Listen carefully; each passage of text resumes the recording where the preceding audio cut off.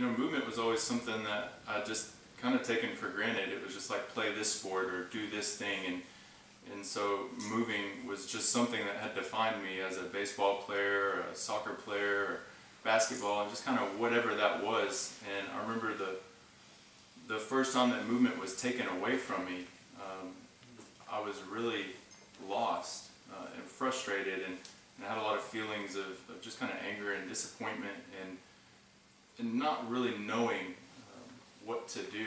And so some of the first experiences that I had with moving was in physical therapy, was getting movement back and feeling alive. And at that point I had just played sports, and after physical therapy it opened my world to isometric training and bodybuilding, all the way through powerlifting, then eventually merging back into some of the original athletic movement that I had, incorporating kettlebells with strength training. And so kettlebells are more of a functional athletic style of movement. And the exploration of that, and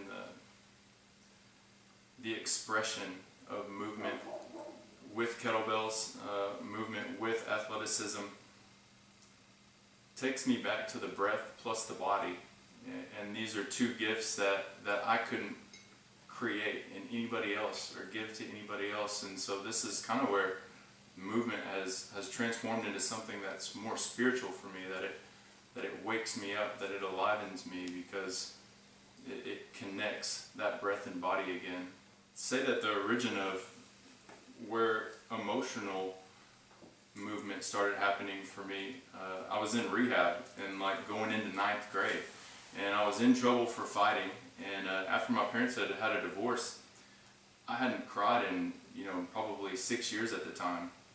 And I was in trouble for fighting, and they said, well, you need to play this DVD and you have to do this. And so it was a Billy Blank's Tybo DVD, and I put that sucker in, and the next thing I know I'm like sitting there punching at Billy, and then I'm crying, and like this whole movement of expression was something that a therapist couldn't give me. It was something that going to church couldn't give me. It was something that my parents couldn't give me.